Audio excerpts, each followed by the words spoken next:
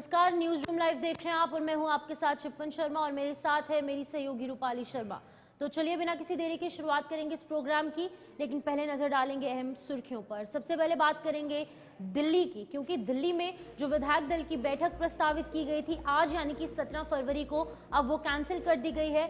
अब ये विधायक दल की बैठक जो है वो 19 फरवरी को हो सकती है और 20 फरवरी को शपथ ग्रहण समारोह जो है वो आयोजित हो सकता है। हालांकि अभी तक कोई आधिकारिक पुष्टि नहीं हुई है। तो बिल्कुल इसके बाद बात होगी नए चीफ इलेक्शन कमिश्नर को लेकर, यानी कि मुख्य चुनाव आयुक्त को लेकर। तो आपको बता दें इसमें चयन करने के लिए बैठक जो है वो की जा रही है, जिसमें प्रधानमंत्री नरेंद्र मोदी और गृह मंत्री अमित शाह जो है शामिल होंगे। और आपको बता दें कि सीईसी जो पुराने चीफ इलेक्शन कमिश्नर है राजीव कुमार, वो रिटायर हो रहे हैं कल, जिसको लेकर अब नए सीईसी का नाम जो है चयन किया जाएगा।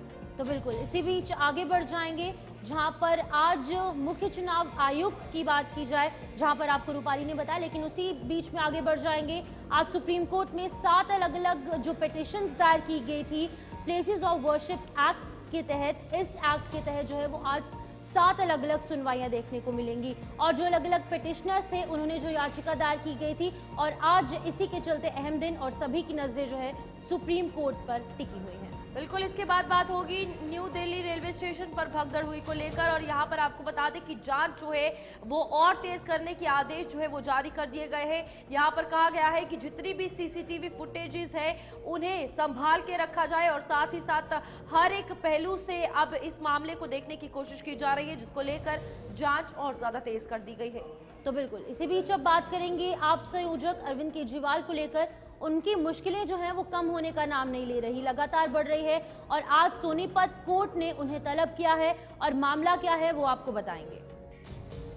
तो चलिए इसी बीच हम इस अहम प्रोग्राम की शुरुआत करेंगे। सबसे पहले बात करेंगे दिल्ली विधानसभा चुनाव के बाद जो नतीजे सामने आए थे, उसके बाद भारतीय जनता पार्टी ने बढ़त हासिल की थी और इस बढ़त हासिल करने के बाद लगातार जो मीटिंग्स है उनका सिलसिला देखने को मिल रहा है। और आज विधायक दल की जो बैठक प्रस्तावित की गई थी वो कैंसिल कर दी गई है और पहले जेपी नड्डा और प्रधानमंत्री नरेंद्र मोदी के बीच में एक अहम बैठक होने की संभावना है। और अब 19 फरवरी यानी कि आज से ठीक 2 दिन के बाद विधायक दल की बैठक हो सकती है और 20 फरवरी को दिल्ली के मुख्यमंत्री का शपथ ग्रहण समारोह दिल्ली में आयोजित हो सकता है। लेकिन अगर बात की जाए आधिकारिक पुष्टि की, कोई नहीं हुई है, मोहर नहीं लगी है, लेकिन अनुमान ये है और हमारे विश्वसनीय सूत्र ये तमाम बातें साझा कर रहे हैं। तो बिल्कुल यहाँ पर फिलहाल आपको बता दें कि 20 फरवरी को दिल्ली सीएम जो है वो शपथ ले सकते हैं और यहाँ पर अभी फिलहाल किसी भी चेहरे पर जो सीएम का फेस है वो तय नहीं किया गया है। लेकिन अभी 19 फरवरी को विधायक दल की बैठक हो सकती है और 20 फरवरी को भारतीय जनता पार्टी के नए मुख्यमंत्री जो कि दिल्ली के होंगे उनका शपथ ग्रहण समारोह हो सकता है। आपको बता दें यहाँ पर 16 और 17 को यही खबर सामने आई थी कि 18 को जो है वो विधायक दल की बैठक होगी, लेकिन ऐसा नहीं हुआ। और यहाँ पर फिलहाल अब 19 को जो है ये इस बैठक को लेकर बातें जो है वो की जा रही है और कहा जा रहा है सूत्रों के हवाले से कि 20 को शपथ ग्रहण समारोह दिल्ली में हो सकता है। ताबिश कमाल हमारे संवाददाता हमारे साथ जुड़ चुके हैं। ताबिश बताइएगा, फिलहाल सीएम के फेस को लेकर बात की जाए तो तय नहीं हुआ है, लेकिन 20 को ये कहा जा रहा है कि बैठक 19 को और 20 को शपथ ग्रहण समारोह हो सकता है।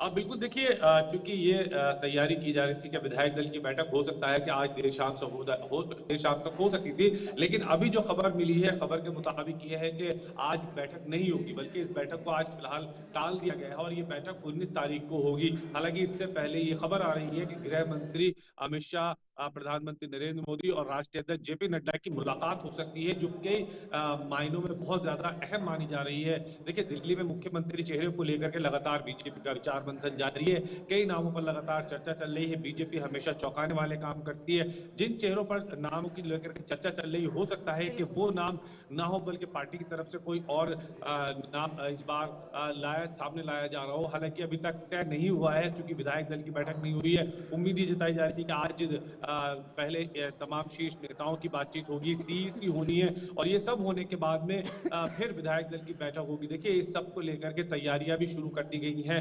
दिल्ली में हो सकता है कि 20 तारीख को मुख्यमंत्री का जो शपथ ग्रहण समारोह वो किया जाए। इसको लेकर पार्टी के राष्ट्रीय महासचिव तरुण चुग और विनोद तावड़े, 2 महासचिवों को इसकी जिम्मेदारी दी गई है।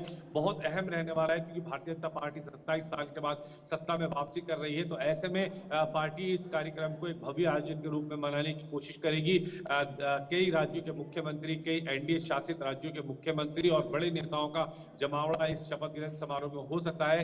लेकिन ताबिश, अभी तक मुख्यमंत्री का चेहरा जो है वो भारतीय जनता पार्टी द्वारा सामने नहीं लाया गया है। अभी इसको लेकर संशय बना हुआ है, कंफ्यूजन जो है वो देखने को मिल रही है लोगों में भी, और साथ ही साथ अभी फिलहाल पार्टी के अंदर जो कार्यकर्ता काम करे हैं, जो नेता हैं, उनमें भी। तो क्या कुछ लगता है कि कौन सा चेहरा हो सकता है, क्योंकि आपको भी कई साल हो चुके हैं दिल्ली में काम करते, आप जमीनी तौर पर भी आप सभी नेताओं को जानते हैं, क्या कुछ लगता है कि कौन सा चेहरा हो सकता है संभावित तौर से?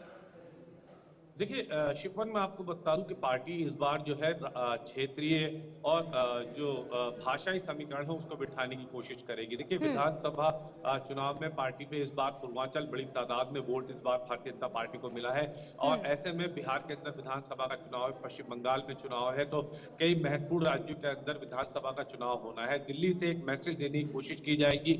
अगर भारतीय जनता पार्टी बिहार चुनाव को देखती है तो किसी पूर्वांचल चेहरे पर दांव लगाया जा सकता है। साथ ही चूंकि दिल्ली में फिलहाल कार्यवाहक मुख्यमंत्री आतिशी सिंह है जो एक महिला है, तो ऐसे में महिलाओं को आगे बढ़ाने का लगातार भारतीय जनता पार्टी की तरफ से कोशिश रही है और ये दावा भी करती रही, तो महिला मुख्यमंत्री का भी चेहरा सामने आ सकता है। वहीं पंजाब में आने वाले दिनों में विधानसभा का चुनाव है, ऐसे में सिख जो है वो सिख समुदाय का मुख्यमंत्री दिल्ली में बनाया जा सकता है। अगर जाट बेल्ट को देखा जाए, पश्चिम उत्तर प्रदेश को साधने की कोशिश की जाए, तो प्रवेश वर्मा के चेहरे पर दाव लगाया जा सकता है, जो कि प्रवेश वर्मा ने अभी हाल ही में अरविंद केजरीवाल को चुनाव हराया।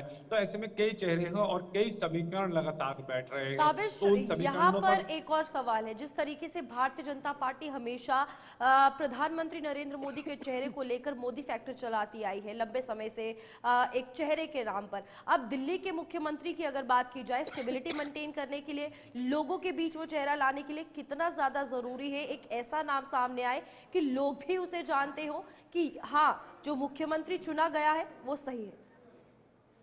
देखिए रूपाली, मैं आपको यहाँ पर एक चीज क्लियर कर देता हूँ। भारतीय जनता पार्टी हमेशा प्रधानमंत्री नरेंद्र मोदी के चेहरे पर चुनाव लड़ती रही है। हमेशा पिछले कई राज्यों के विधानसभा चुनाव हमने देखे हैं, प्रधानमंत्री नरेंद्र मोदी का चेहरा था और उस चेहरे के बाद जिस तरह से चुनाव लड़े गए हैं, उन चेहरों के मुताबिक पार्टी ने सब चौंकाने वाले निर्णय लिए हैं। और दिल्ली के अंदर सबसे बड़ी चुनौती भारतीय जनता पार्टी के लिए ये रहेगी कि कई बड़े चेहरे चुनाव जीत कर आए हैं। सतीश उपाध्याय हो, आशीष सूद हो, शिखा राय हो, रेखा गुप्ता हो, विजेंद्र गुप्ता हो, जितेंद्र महाजन हो, मोहन सिंह बिष्ट हो, ये ऐसे नाम है जो पार्टी के कद्दावर नेता है। कपिल मिश्रा हो, ये तमाम कद्दावर नेता चुनाव जीत कर आए।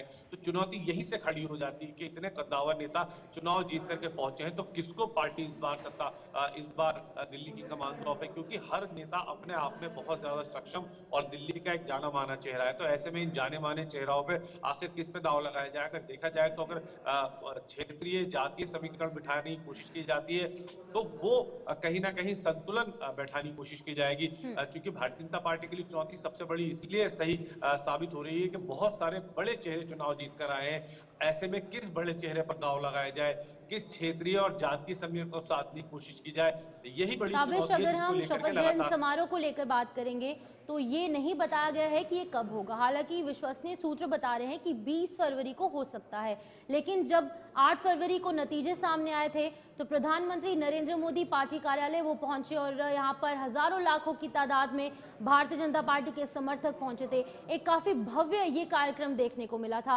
और इसी तरीके की तस्वीर जो है वो अब 20 तारीख को भी देखने को मिल सकती है। यहाँ पर जिस दिन शपथ ग्रहण समारोह होगा उस दिन देखने को मिलेगी किस तरीके की तस्वीरें सामने आ सकती हैं और कैसी तैयारियां भारतीय जनता पार्टी कर रही है, क्योंकि कई सालों के बाद भारतीय जनता पार्टी को बढ़त हासिल हुई है और सरकार बनाने का काम दिल्ली में किया जाएगा।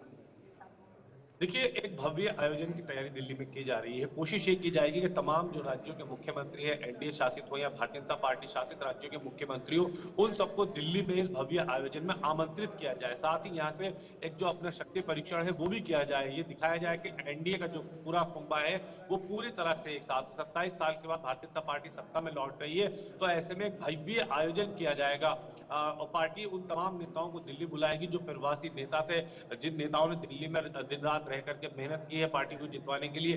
तमाम राज्यों से वो नेता दिल्ली पहुंचे थे, उन तमाम नेताओं को इस बार आयोजन का हिस्सा बनाने के लिए दिल्ली बुलाया जाएगा। तो ठीक ऐसे है। में एक भव्य आयोजन की तैयारी की जा रही है। प्रधानमंत्री नरेंद्र मोदी भी इसमें शामिल हो सकते हैं। कई बड़े नेताओं के शामिल होने की इसमें उम्मीद बिल्कुल। जताई जा रही है ताबिश, आप भव्य बने रहिए आयोजन में। हमारे साथ। इसी बीच हम अगली खबर पर प्रस्थान करेंगे, जहां पर अगली खबर जो है वो चुनाव आयुक्त के हवाले से सामने आ रही है, जहां पर मुख्य चुनाव आयुक्त की नियुक्ति पर आज बैठक होगी और प्रधानमंत्री नरेंद्र मोदी की अध्यक्षता में चयन समिति की बैठक होगी। तो बिल्कुल यहाँ पर आपको बता दें कि आप जो कि पूर्व सीईसी है या होने वाले हैं फिलहाल, कल जो है इनकी रिटायरमेंट है और यहाँ अभी चीफ इलेक्शन कमिश्नर की अगर बात की जाए यानी कि राजीव कुमार कल अपने रिटायरमेंट जो है वो ले रहे हैं और यहाँ पर केंद्रीय गृह मंत्री अमित शाह एक बैठक में शामिल होंगे जिसमें नए चेहरे के ऊपर चर्चा जो है वो की जाएगी।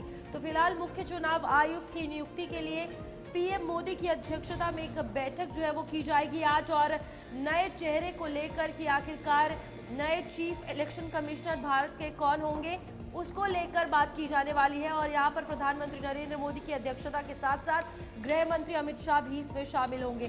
तो काफी अहम, जहाँ पर सीईसी राजीव कुमार कल रिटायर हो रहे हैं और इसी को लेकर आज ये बैठक होने वाली है।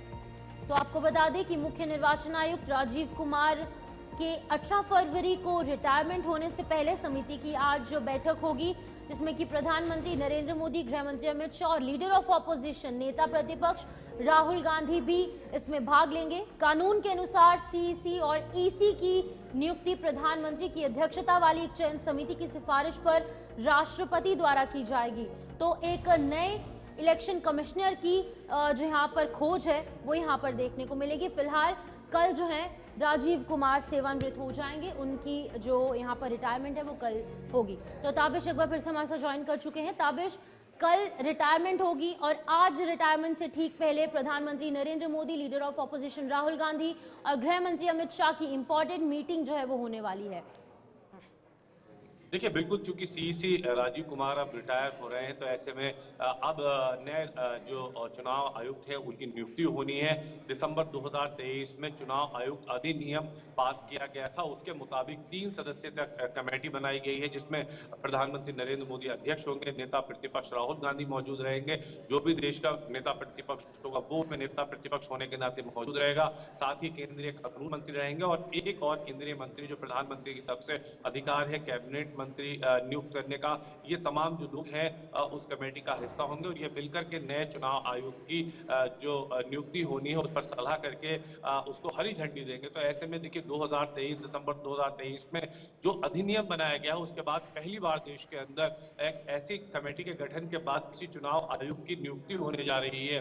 हालांकि इस तमाम प्रोसेस के बाद में जब ये बैठक हो जाएगी और नए चुनाव आयोग को लेकर के हरी झंडी मिल जाएगी, उसके बाद ये तमाम जो रिकमेंडेशन है ये राष्ट्रपति द्रौपदी मुर्मू के पास जाएगा और वहां से वो ग्रीन सिग्नल मिलने के बाद नए चुनाव आयोग की नियुक्ति की जाएगी। एक पूरी प्रक्रिया के बाद ही तमाम चीजें होंगी। आज एक बैठक बहुत अहम होने वाली है, हालांकि उससे पहले हो सकता है कि गृह मंत्री अमित शाह, प्रधानमंत्री नरेंद्र मोदी की कोई बैठक हो जाए और उसके बाद ये बैठक की जाए। राजीव कुमार के कार्यकाल में कई सारे चुनाव देश ने देखे हैं और देश में कई चुनाव बहुत शांतिपूर्वक कराए गए हैं, जिसके लिए वो लगातार जम्मू कश्मीर के चुनाव का उदाहरण लगातार दे रहे हैं कि जम्मू कश्मीर जैसे राज्य में जो केंद्र शासित प्रदेश था वहां पर पूरी शांति के साथ चुनाव कराए गए हैं। तो ऐसे में अच्छा कार्यकाल राजीव कुमार का रहा है और कुशल नीति के चलते उन्होंने देश के अंदर बहुत ही स्वच्छ और साफ चुनाव कराने की कोशिश की है। तो ऐसे में नेता प्रतिपक्ष राहुल गांधी साथ ही प्रधानमंत्री नरेंद्र मोदी की जब बैठक होगी तो उसमें एक ऐसा नाम सामने आएगा जिस पर दोनों की सहमति बनेगी और उसके बाद उसको देश के चुनाव आयोग की कमान सौंप दी जाएगी। शिवमन, ठीक है ताबिश, बहुत बहुत शुक्रिया तमाम जानकारी देने के लिए। ताबिश कुमार यहाँ पर अपडेट कर रहे थे किस तरीके से एक और फिर से बार जो है वो यहाँ पर मुख्य चुनाव अधिकारी की नियुक्ति होगी, लेकिन उससे ठीक पहले आज तमाम बड़े नेता जो है इस बैठक में मौजूद रहने वाले। इसी बीच में आपको देहरादून ले चलेंगे, जहां पर सीएम धामी जो है वो एक कार्यक्रम में पहुंचे हैं, यहाँ पर संबोधन कर रहे हैं। आप सुनिए कि क्या कुछ कह रहे हैं। अल्मोड़ा के संयुक्त प्रयासों से उत्तराखंड में इस महत्वपूर्ण राष्ट्रीय कार्यशाला का आयोजन किया जा रहा है। इस कार्यशाला में जहां एक और भारतीय हिमालय क्षेत्र में जल स्रोतों को पुनर्जीवित करने के प्रयासों को बल मिलेगा, वहीं जलवायु परिवर्तन की जो चुनौतियां हैं उनसे निपटने के लिए भी नई नई कार्य योजनाएं भी तैयार की जा सकेंगी। मैं इस अति महत्वपूर्ण कार्यशाला को देवभूमि उत्तराखंड में आयोजित करने के लिए नीति आयोग को, आदरणीय सुमन बेरी जी को और विशेष रूप से आए हुए सभी हमारे विद्वान जनों को मैं हृदय से धन्यवाद देता हूं। भाइयों बहनों, ये हम सभी का सौभाग्य का विषय है कि देवभूमि उत्तराखंड वनों, नदियों, पर्वतों एवं विभिन्न जल धाराओं से परिपूर्ण राज्य है। और सच में अभी सतपाल महाराज जी कह रहे थे, हमारे यहाँ परंपरा रही है कि जो नौले हैं, धारे हैं, जहाँ भी जल स्रोत हैं उनको पूजने की हमारे यहाँ पद्धति रही है, हमारी संस्कृति रही है। क्योंकि जल है तो जीवन है, यही हमारी संस्कृति है। इसके प्राकृतिक स्वरूप को बनाए रखने के लिए आदरणीय प्रधानमंत्री जी के मार्गदर्शन में हमारी सरकार ने स्प्रिंग सेट मैनेजमेंट और जलवायु संरक्षण की दिशा में प्राथमिकता से कार्य किया है। प्रदेश में पर्यावरणीय संतुलन और जैव विविधता बनाए रखने के लिए हम राज्य में इकोलॉजी और इकोनॉमी दोनों में संतुलन बनाकर कार्य कर रहे हैं। इस दिशा में हमारे प्रयासों को देखते हुए नीति आयोग द्वारा सतत विकास के लक्ष्यों को प्राप्त करने में, उसके इंडेक्स में देवभूमि उत्तराखंड को पूरे देश में पहला स्थान प्राप्त हुआ है। आज उत्तराखंड देश का ऐसा पहला राज्य है जहां हमने जीडीपी की तर्ज पर जीईपी यानी कि ग्रॉस एनवायरनमेंट इंडेक्स प्रोडक्ट का इंडेक्स तैयार कर जल, वन, भूमि और पर्वतों के पर्यावरण जो योगदान है उनका आकलन करने का भी प्रयास किया है। भाइयों बहनों, उत्तराखंड देश का एक वाटर टावर भी है। हमारे यहाँ लगभग 1000 ग्लेशियर पानी के अविरल स्रोत हैं। हमारे यहाँ से निकलने वाली गंगा, यमुना जैसी सदा नीरा नदियां संपूर्ण भारत और देश के खाद्य व आजीविका उसका प्रमुख आधार है, जो सभी को जल और जीवन दोनों ही देने का प्रदान करने का काम करती है। इसके साथ ही हमारे पर्वतीय क्षेत्रों में नौले, धारे तथा छोटी छोटी नदियां पीने के पानी तथा अन्य घरेलू जो आवश्यकताएं हैं उनकी भी पूर्ति करती है। परंतु वर्तमान में इनमें से कई नदियां और इनके स्रोत अभी उनको गंभीर पर्यावरणीय संकट का सामना करना पड़ रहा है, जिससे पहाड़ों में पलायन जैसी गंभीर समस्याएं बढ़ रही हैं, जो हमारे लिए अत्यंत चिंता का विषय है। जलवायु परिवर्तन और पारिस्थितिकी संकट से जुड़ी हुई इन समस्याओं से निपटने के उद्देश्य से हमारी सरकार द्वारा जलागम विभाग बनाया गया है, जो इस संबंध में विभिन्न कार्य योजनाओं पर कार्य कर रहा है। इसके साथ ही हमने प्रदेश में जल संरक्षण को बढ़ावा देने के उद्देश्य से spring and river rejuvenation authority यानी सारा का भी गठन किया है, जिसके अंतर्गत अभी तक 5500 जमीनी जलीय स्रोतों तथा 2292 सहायक नदियों का चिन्हीकरण कर उनका उपचार किया जा रहा है। इतना ही नहीं, हमारी सरकार द्वारा जो हमारा लोक पर्व हरेला है, उसके अवसर पर पर्यावरण संरक्षण तथा गधेरे, नौले एवं अन्य जलीय स्रोतों के संरक्षण के उद्देश्य से 2640 हेक्टेयर भूमि में पौधारोपण का अभियान भी चलाया है। वहीं दूसरी ओर आदरणीय प्रधानमंत्री जी द्वारा देश भर में प्रारंभ की गई अमृत सरोवर योजना के अंतर्गत हमने अब तक 1092 अमृत सरोवरों का निर्माण कर लिया है, जो हमें दिए गए लक्ष्य से भी अधिक है। ये हमारे लिए बड़े गर्व का विषय है कि देश भर में जलाशयों के पुनरुद्धार के लिए आदरणीय प्रधानमंत्री जी की इस महत्वपूर्ण योजना को लागू करने में उत्तराखंड को देश भर में तीसरा स्थान प्राप्त हुआ है। भाइयों बहनों, हमारी गैर हिमानी रेनफेड कोसी नदी न केवल उत्तराखंड बल्कि उत्तर प्रदेश के भी कई क्षेत्रों में पेयजल एवं सिंचाई संबंधी आवश्यकताओं की पूर्ति के लिए अत्यंत महत्वपूर्ण है। एक समय ये नदी सदा नीरा होती थी, यानी कि 12 महीने उसमें जल प्रवाहित होता रहता था, परंतु आज ग्लोबल वार्मिंग के परिणाम स्वरूप सूखने के कगार पर है और यही स्थिति पश्चिमी रामगंगा की सहायक नदी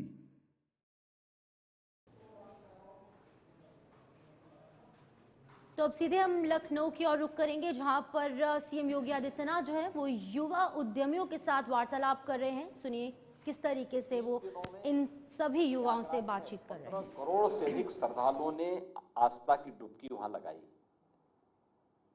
5 करोड़ से अधिक, लगभग 5.5 करोड़ श्रद्धालु आए थे 28 जनवरी को। 8 करोड़ के आसपास श्रद्धालु आए थे 29 जनवरी को और 2.5 करोड़ श्रद्धालु आए थे 30 जनवरी को।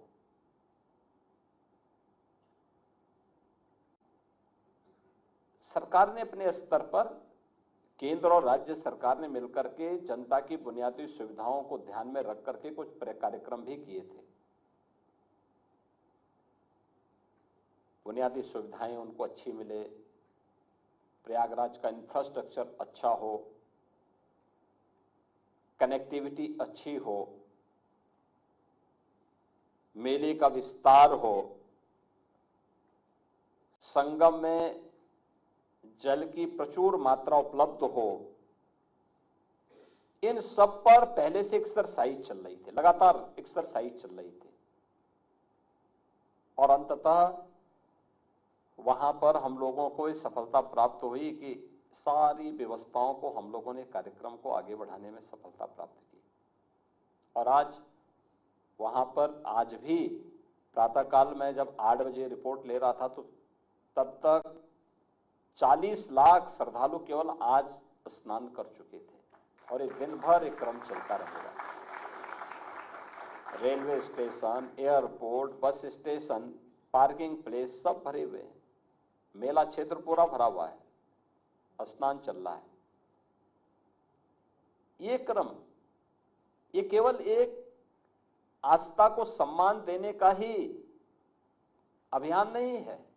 आस्था को सम्मान मिलना चाहिए, ये अच्छी बात है, लेकिन आस्था का इकोनॉमिक एस्पेक्ट क्या है, ये उससे भी महत्वपूर्ण है। एक छोटा सा उदाहरण मैं आपको देता हूं, आप उसका अंदाजा लगा सकते हैं। एक प्रस्ताव प्राप्त हुआ, एक सज्जन ने दिया कि हम लोग प्रयागराज में कुछ निवेश करना चाहते हैं। पूछा गया कैसा निवेश चाहते हैं, उन्होंने कहा नहीं, हम लोग आस्था के अनुरूप होगा। आस्था के अनुरूप कौन सा निवेश हो सकता है? उन्होंने कहा मैं 12 ज्योतिर्लिंग का रिप्लिका बनाना चाहता हूं।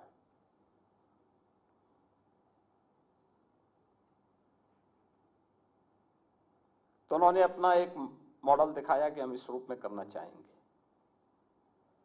तो उनसे कहा गया कि भाई ठीक है, आप एक काम करिए कि जितना भी रॉ मटेरियल है, पुराना लोहा होगा, पुराना स्टील होगा, पुराना फाइबर होगा, पुराने टायर होंगे, इनका इस्तेमाल करते हुए रेप्लिका तैयार कराओ। उन्होंने लैंड की मांग की। उन्होंने कहा आप हमें लैंड दे दीजिए, पैसा मैं लगाऊंगा और प्रॉफिट 50-50% हो जाएगा। तो नगर निगम को आदेश हुआ, नगर निगम ने उनको लैंड, 11 एकड़ लैंड उपलब्ध करवाई। पार्टी ने पैसा लगाया। जनवरी फर्स्ट वीक में मैंने उसका उद्घाटन भी किया।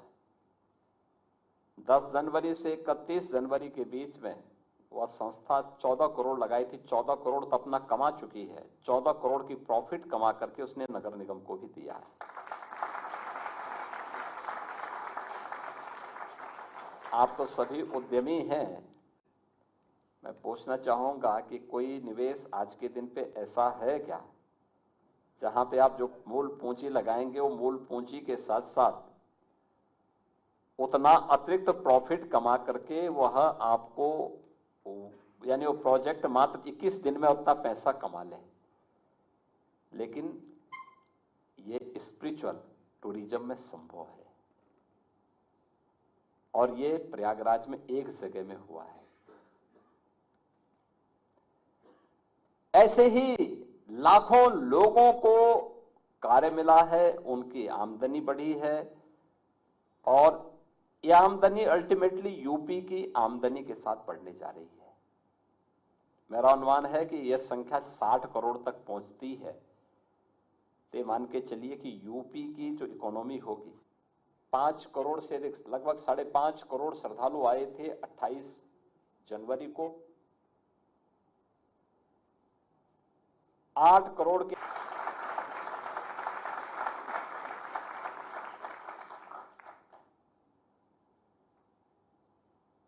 हमने आस्था को केवल ये मान लिया कि इस पे कोई ताकत नहीं है, उसका दुष्परिणाम हमें भुगतना पड़ा। हम भारतीयों के मन में गुलामी के कालखंड में जो ये बात डाल दी गई कि जो भारतीय है वह कमतर करके उसको आंको, उसको महत्वहीन कर दो, उसकी कोई महत्व नहीं है, ये जो बात समझाई गई उसका दुष्परिणाम हम भुगत रहे हैं। हमें ये बताया गया कि जो भारत का है इसका महत्व नहीं है और जो भारत के बाहर का है उसका महत्व है, तो दुष्परिणाम भी हमारे सामने थे। मोदी जी ने पहली बार इस बात का एहसास कराया भारतवासियों को, नहीं, हमें एक भारतीय के रूप में भारत से जुड़े हुए जीवन मूल्यों को, भारत की आस्था को, भारत के प्रोडक्ट को हम महत्व देकर के स्वयं की महत्ता को बढ़ा सकते हैं। हम दूसरों की उपलब्धियों पर गौरव की अनुभूति करने की बजाय अपनी स्वयं की पूर्वजों की विरासत पर अगर हम गौरव की अनुभूति करेंगे तो हम दुनिया को बहुत कुछ दे पाएंगे। और आज प्रयागराज वही कर रहा है। प्रयागराज ने बताया है कि हमारे पास क्या स्केल है, क्या पोटेंशियल है। यह महाकुंभ प्रयागराज बता रहा है, काशी बता रही है, अयोध्या बता रहा है। कितने लोगों को रोजगार मिल रहा है, कितने लोगों की आमदनी को कई गुना बढ़ाने में मदद मिली है। कितना बृहद आयोजन बनकर के पूरा आयोजन आज देश और दुनिया को अपनी ओर आकर्षित कर रहा है। और ये जो एक पक्ष है इसका, इस पक्ष को हमने माना होता तो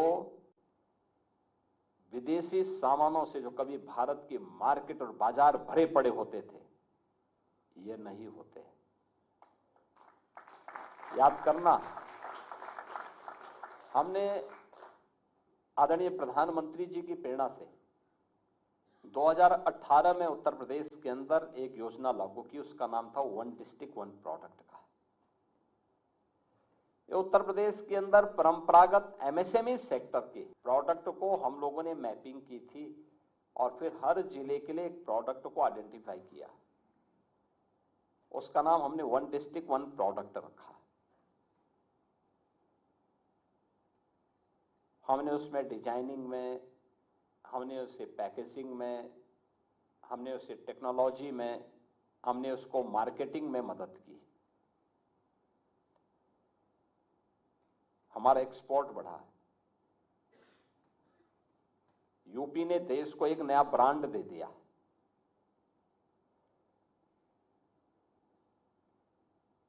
परिणाम क्या है? लाखों लोगों को हमने रोजगार देने में हमें सफलता प्राप्त हुई।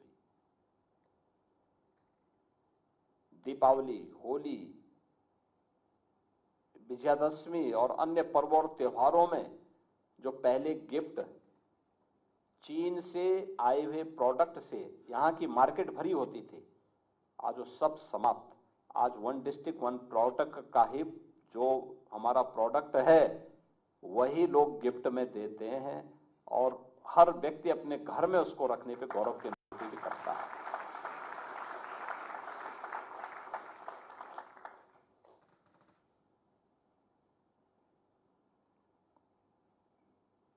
कितने बड़े पैमाने पे लोगों के अंदर लोगों को रोजगार मिला, लोगों की आमदनी बढ़ी। मुझे याद है मुरादाबाद ये ब्रॉस का आइटम बनती है वहां पे 17-18 में, जो 17 में हम लोग आए, यहाँ पे सरकार आई। तो आप देख रहे थे सीधी तस्वीरें लखनऊ से, जहां पर कि सीएम योगी आदित्यनाथ जो है वो युवा उद्यमियों से वार्तालाप कर रहे थे, उनसे उनके जो एक्सपीरियंसेस है वो जान रहे थे और साथ ही अपने जो उनके एक्सपीरियंसेस है उनके साथ साझा कर रहे थे। यहाँ पर वक्त एक छोटे से ब्रेक का है, जल्द वापस लौटेंगे, आप बने रहे हमारे साथ।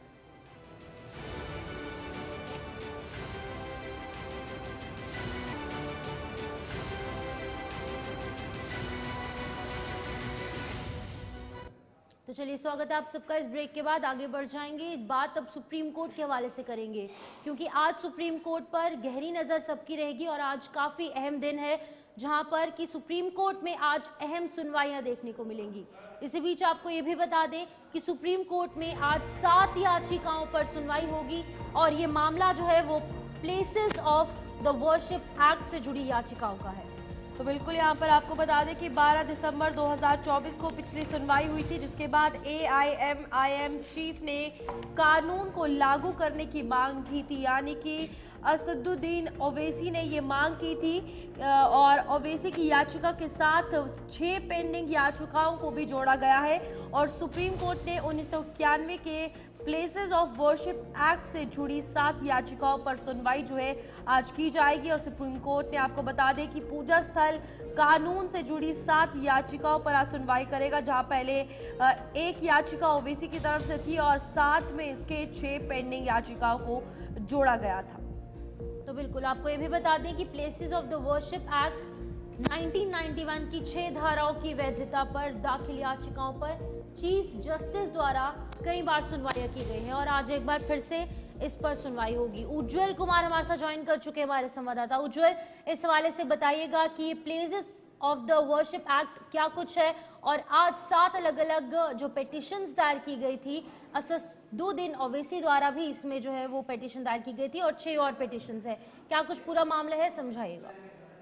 जी देखिए, बिल्कुल सबसे पहले तो दर्शकों को ये बता दें कि सुप्रीम कोर्ट में जो प्लेसेस ऑफ वर्शिप एक्ट की जो याचिकाओं से जुड़ी सुनवाई थी, जो आज होनी थी, वो सुनवाई जो है वो टल चुकी है। अब ये सुनवाई जो है वो अगले महीने मार्च में होगी। सुप्रीम कोर्ट में देखिए, दरअसल आज सोमवार को इस मामले की सुनवाई होनी थी और 3 जजों की बेंच ने ये सुनवाई करनी थी, जबकि आज जो है सिर्फ 2 जजों की बेंच बैठी है। इस लिहाज से जो ये सुनवाई है आज की बजाय अब मार्च तक के लिए टल गई है।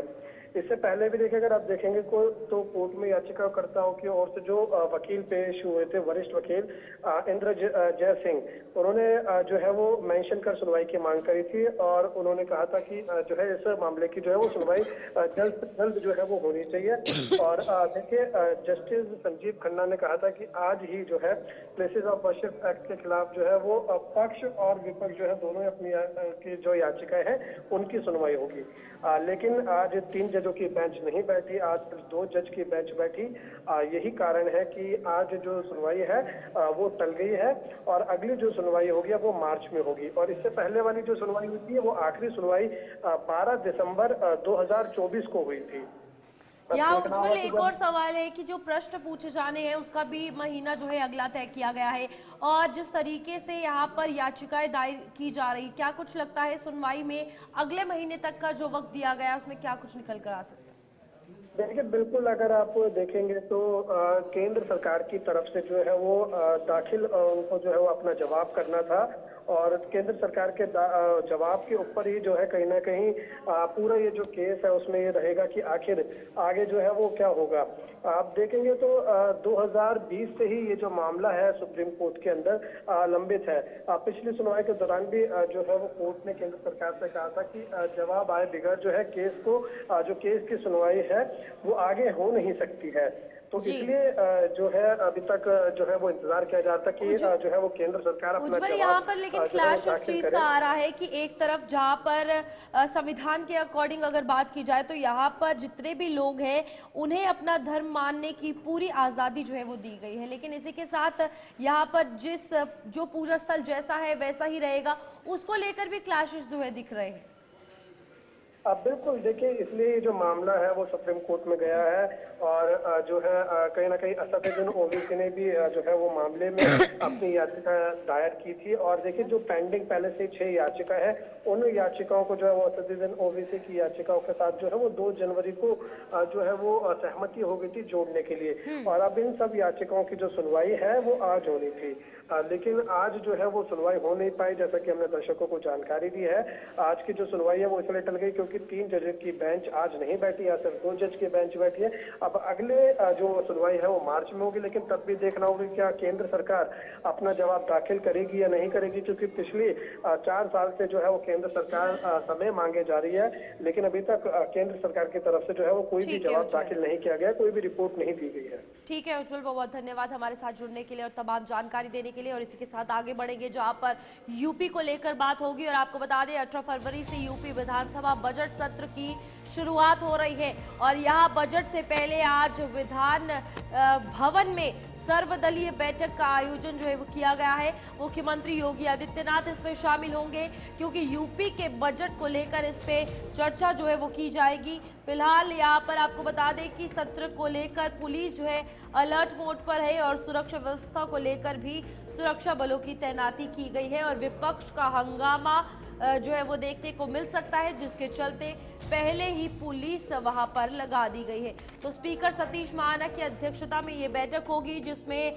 मुख्यमंत्री योगी आदित्यनाथ भी शामिल होंगे। और यूपी के विधानसभा और बजट सत्र की बात की जाए तो लोगों को इंतजार है कि जो सरकार से उम्मीदें लोगों ने रखी है, जिन मुद्दों पे सरकार बनाई जाती है वो उन्हें जरूर दिया जाए, और बजट में पारदर्शिता हो, जो लोगों के लिए लाया गया है वही लोगों को परोसा जाए। तो बिल्कुल आपको बता दें कि 18 फरवरी यानी कि आने वाले कल बजट सत्र की शुरुआत होने जा रही है। 20 फरवरी को जो बजट है वो पेश किया जाएगा।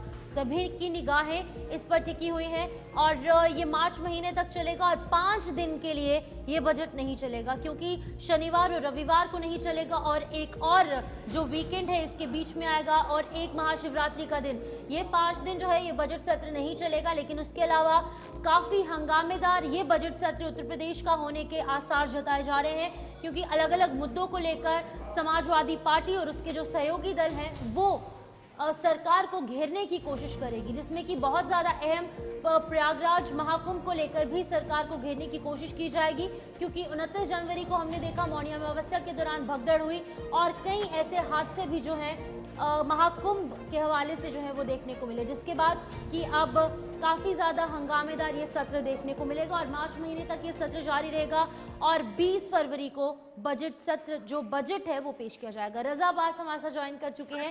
रजा, आप बताइएगा, पहले से ही अनुमान लगाया जा रहा है कि ये जो बजट सत्र रहने वाला है काफी ज्यादा हंगामेदार होगा, क्या कुछ लगता है आपको? क्योंकि एक तस्वीर सामने आती है लोकतंत्र की, और एक ऐसी तस्वीर जहां पर हमने संसद में भी देखा काफी हंगामेदार रहे थे सत्र, और अब उत्तर प्रदेश के सत्र का सभी को बेसब्री से इंतजार है। देखिए, आपको ये बता दें कि जो सत्र शुरू हो रहा है 18 तारीख को, बड़ा हंगामा खेज सत्र रहेगा, क्योंकि समाजवादी पार्टी ने बाकायदा जो है तैयारी कर ली है। कुंभ के मसले में जो भगदड़ हुई थी उसके सवालात उठाए जाएंगे, खासकर मिल्कीपुर विधानसभा में जो विधानसभा चुनाव हुआ था उसमें जो भी उनकी समाजवादी पार्टी के कार्यकर्ता और नेतागण है, जिनके ऊपर कई मुकदमे और गुंडा की कार्रवाई करके उनको घर में डिटेन किया गया था, और खासतौर पर जो करप्शन का इल्जाम लग रहा है सत्ता पक्ष पे, वो तमाम सवालात को समाजवादी पार्टी घेरेगी। हंगामा केस सत्र होने वाला है 18 तारीख को, और इसी में बजट भी 2025 और 26 का पास होने वाला है। भारतीय जनता पार्टी सत्ताधारी योगी आदित्यनाथ जो है वो बजट पेश करेंगे, और बजट में सबसे बड़ी चीज ये है, सबसे ज्यादा प्रावधान स्किल इंडिया पे गौर किया गया है, उसका सबसे ज्यादा प्रावधान रखा गया है। और खासकर पर्यटन स्थल के रूप में उत्तर प्रदेश को बनाने के लिए कई अध्यादेश और परियोजना स्थापित की गई हैं और उसके रोल मॉडल तैयार किए गए हैं। तो कई अध्यादेश और परियोजना पे डिस्कशन होगा, और खासतौर पे जो बजट पास होने के बाद योगी आदित्यनाथ जो है भाषण देंगे, और उससे पहले जिसका 18 तारीख को आगाज होगा तो गवर्नर जो उत्तर प्रदेश के हैं वो बाकायदा अभिभाषण देंगे और परियोजना अध्यादेश के बारे में विस्तार से चर्चा करेंगे। उसके बाद नेता प्रतिपक्ष माता प्रसाद पांडे समाजवादी पार्टी के, वो बाकायदा इस पे जो है चर्चाएं करेंगे। और जाहिर सी बात है ये हंगामा खेज सत्र होने वाला है, क्योंकि समाजवादी पार्टी मिल्कीपुर विधानसभा का जो वहां पे वो निरंतर 18 बिंदुओं पे उसने चुनाव आयोग को जो है वो बिंदुवार सूचना दी है कि किस तरह से वहां सत्ताधारी जो जिला एडमिनिस्ट्रेशन के जो ऑफिसर्स थे उन्होंने करप्शन किए हैं। अब वो इल्जाम समाजवादी पार्टी की तरफ से, अब देखने वाली बात है कि भारतीय जनता पार्टी किस तरह से इस पे यहाँ पर विधानसभा की तस्वीर हो, राजनीति में लोकसभा की हो या राज्यसभा की हो, कोई किसी भी मुद्दे को लेकर चर्चा हो, अब उम्मीदें कम जताई जाती है और हंगामे के आसार पहले अनुमानित कर लगा लिए जाते हैं कि चर्चा हो या ना हो हंगामा जरूर होगा और रिजल्ट जो है, कंक्लूजन जो है वो कुछ नहीं निकलेगा। तो ये किस तरीके की तस्वीर है, और इस बार भी जिस तरीके से विपक्ष तैयार है, यही सभी अंदाजा लगा रहे हैं कि मुद्दों पर नहीं बल्कि हंगामे पर ही चर्चा जो है वो स्थगित होगी। हम आपको बता देते कि जाहिर सी बात समाजवादी पार्टी जो नेता प्रतिपक्ष हैं माता प्रसाद पांडे, उन्होंने कल ही बैठक बुला के अपने जितने भी सदस्य हैं विधान परिषद के, विधानसभा के, उनको ये बता दिया कि हंगामा करना है, किसी भी तरीके से सत्ता घेरना है, सरकार को घेरना है। अध्यादेश और परियोजनाओं पे तो चर्चाएं होंगी। महाकुंभ में जो हंगामा हुआ था और हंगामा भगदड़ हुई थी जिसमें कई लोगों की जाने गई थी, ऐसे समाजवादी पार्टी में इल्जाम लगाया और कई मीडिया सोर्सेज से जो खबरें आई थी कि आंकड़े जो है सरकार ने कल दिखाए हैं और आंकड़े ज्यादा थे। तो जाहिर सी बात इन तमाम मुद्दों को लेकर समाजवादी पार्टी घेरने वाली है। किसी भी तरीके से विपक्ष जो है वो सत्ता को जो है विड्रॉ नहीं करेगा और खासतौर पर उनको घेरने का पूरा प्रयास करेगा। सवालात के जवाबात सत्ता पक्ष कैसे देती है वो देखने वाली बात है। ठीक है रजा, बहुत बहुत शुक्रिया तमाम अपडेट करने के लिए। इसी बीच में आगे बढ़ जाएंगे, जहां पर हमने उत्तर प्रदेश के विधानसभा की बात की, वहीं पर अब बात करेंगे समाजवादी पार्टी की, जहां पर सपा विधान मंडल की आज एक अहम बैठक होने वाली है और सपा के अध्यक्ष अखिलेश यादव भी इस बैठक में मौजूद रहेंगे। दोपहर 3 बजे से समाजवादी पार्टी के कार्यालय में यह अहम मीटिंग होने वाली है और सभी सपा के विधायक और एमएलसी जो है वो इस बैठक में शामिल हैं। तो बिल्कुल यह आपको बता दें कि आज समाजवादी पार्टी विधानमंडल दल की बैठक होने वाली है और सर्वदलीय बैठक है जिसमें मुख्यमंत्री योगी आदित्यनाथ भी शामिल होंगे। ये बैठक स्पीकर सतीश महाना की अध्यक्षता में आयोजित की जाएगी। सर्वदलीय बैठक से पहले कार्य समिति की भी बैठक होने वाली है। तो यहाँ पर 18 फरवरी से विधानसभा सत्र की शुरुआत हो रही है और उससे पहले ये सर्वदलीय बैठक जो है की जा रही है। तो एक तरफ बस आज का दिन है जिसमें ये सर्वदलीय बैठक होगी और दोपहर 3 बजे सपा कार्यालय में ये बैठक होने वाली है जिसमें विधायक और एमएलसी सभी शामिल होने वाले हैं। तो हर किसी की निगाहें और यहाँ यूपी के बजट सत्र से पहले आज ये बैठक, जिसमें आज विधानसभा में आपको बता दें कि मुख्यमंत्री योगी आदित्यनाथ शामिल होंगे। सपा विधानमंडल दल की ये बैठक होने जा रही है और सर्वदलीय बैठक है। पर बता दें कि कल बजट सत्र की शुरुआत उत्तर प्रदेश में होगी और इससे ठीक पहले विपक्ष रणनीति बनाने के लिए तैयार है और इस रणनीति बनाने के तहत ये सपा विधानमंडल दल की बैठक होगी। इसी बीच में एक बड़ी खबर सामने आ रही है कि दिल्ली में 3 वर्षों में यमुना नदी की सफाई होगी। एलजी वीके सक्सेना ने यमुना की सफाई की जानकारी दी है। आपको बता दें कि यमुना नदी बस 3 वर्ष में साफ हो जाएगी, उपराज्यपाल दिल्ली के कह रहे हैं और वादे को पूरा करने के लिए काम शुरू हो चुका है। ये तमाम बातें जो है वो दिल्ली के एलजी सक्सेना कह रहे हैं। तो बिल्कुल यहाँ पर दिल्ली के विधानसभा चुनावों की अगर बात की जाए तो यमुना का मुद्दा ही सबसे हाईलाइटेड की फैक्टर जो है वो रहा है और इसी में चाहे भारतीय जनता पार्टी हो या कांग्रेस हो, इसी पर घेराव करती हुई नजर आई है। फिलहाल इसी को लेकर सरकार बनते ही यमुना की सफाई जो है सबसे पहले की जाएगी, ये लोगों से वादा किया गया है। चुनाव के दौरान पीएम मोदी ने ये वादा किया था, सफाई के लिए मशीनों को यमुना नदी में उतारा गया है और यमुना नदी बस 3 वर्ष में साफ हो जाएगी, ये दिल्ली के उपराज्यपाल के द्वारा कह दिया गया है। तो यमुना के मुद्दे को लेकर अगर बात की जाए तो सियासत जब दिल्ली में गरमाई थी, तो चाहे हरियाणा के सीएम हो या फिर यूपी के सीएम हो, सभी वहां पर इसका जवाब देते हुए नजर आए थे। इस मुद्दे को एक मेजर फैक्टर जो है वो कह सकते हैं कि जो चुनाव में आम आदमी पार्टी का मुद्दा जो है वो विपक्ष ने खड़ा किया था। यहाँ पर अब यमुना को लेकर फिलहाल ये सामने आ रही है बात की जिस तरीके से दिल्ली में सरकार अब भारतीय जनता पार्टी की बन चुकी है, तो यमुना की सफाई भी जल्द की जाएगी। और ये पहले भी वादे किए गए लेकिन आम आदमी पार्टी पूरा नहीं कर पाई। अब उम्मीद है भारतीय जनता पार्टी से लोगों ने जताई है, अब देखना ये है कि क्या उम्मीदों पर खरा उतरते हैं। हरियाणा में नगर परिषद के चुनाव को लेकर तैयारियां जो है वो तेज कर दी है। बड़ी खबर, जहां कैबिनेट मंत्री अनिल विज से बीजेपी के प्रत्याशी मिले हैं और टी पॉइंट पर हरियाणा सरकार के मंत्री विज से ये मुलाकात की गई है। तो बिल्कुल आपको बता दें कि अनिल विज से सभी कैंडिडेट्स जो है वो मिले हैं और इस मुलाकात के दौरान उन्हें आशीर्वाद भी दिया गया है। हरियाणा में नगर परिषद के चुनाव है, उसको लेकर भारतीय जनता पार्टी ने यहां पर कमर कस ली है और तैयारियां तेज हो चुकी है। कैबिनेट मंत्री अनिल विज से तमाम लोग जो है वो मिले हैं, भारतीय जनता पार्टी के बड़े चेहरे, और टी पॉइंट पर हरियाणा के जो तमाम बड़े चेहरे हैं भारतीय जनता पार्टी के, जो बड़े नेता हैं, इनसे मुलाकात कर उन्हें आशीर्वाद दिया है, शुभकामनाएं दी है। और अंदेशा ये भी जताया जा रहा है कि जिस तरीके से विधानसभा के जो नतीजे आए थे, जिसमें कि भारतीय जनता पार्टी ने पूर्ण बहुमत से सरकार बनाई थी, तीसरी बार हैट्रिक बीजेपी ने लगाई थी, और इसी तरीके के जो नतीजे हैं वो इस बार परिषद के चुनाव में भी सामने आएंगे। तो चुनाव बहुत जल्द होंगे और नगर परिषद के चुनाव में भी भारतीय जनता पार्टी की बढ़त होगी, ऐसे अनुमान लगाए जा रहे हैं। धरातल पर ग्राउंड पे क्या कुछ देखने को मिलेगा ये वक्त बताएगा, समय आने पर ही तमाम चीजें साफ होगी। लेकिन अभी फिलहाल मुलाकातों का दौर देखने को मिल रहा है और भारतीय जनता पार्टी जो है वो